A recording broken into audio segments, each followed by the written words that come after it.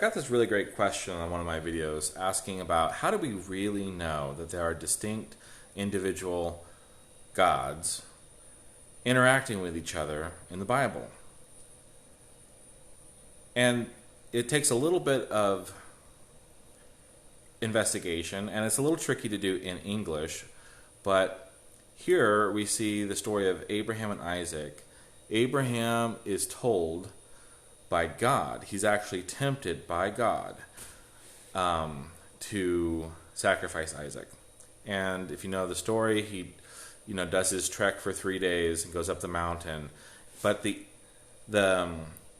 when the intervention comes, it is no longer God, it is Lord, angel of the Lord.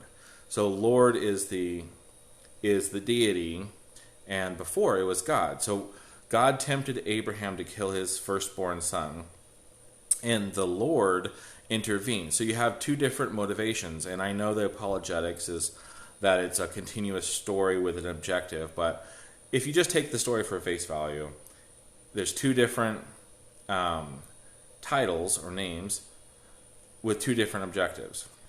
Now, we can go into a little more depth by looking at the Hebrew, in this case. God is a title with many, many different designations. It's Elohim, and it can mean several different things, and I have it on the screen here. And if we look at Lord, then Lord has its own designation. So Lord would be a higher designation than Elohim, than God. And you can see it has a higher purpose. God is ordering murder, and Lord is intervening. So you can see these two different motivations here. But on top of that, in 2 Kings chapter 3, we find a story of the people of Yahweh, the Israelites, going outside of the territory into the Moabite territory, which is ruled by a different deity.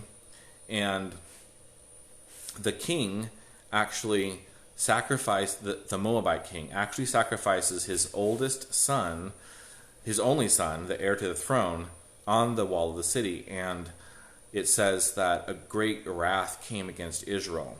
And if you look into the word great wrath, it's definitely a divine supernatural force. So you have the Moabite god basically kicking the butt of Israel's God, Yahweh. So you do see this interaction.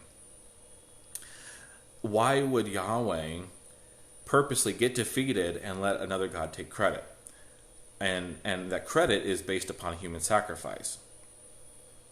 There's a lot more that we could talk about, but I don't have time. If you want a better resource, I believe this is the book, Escaping Eden.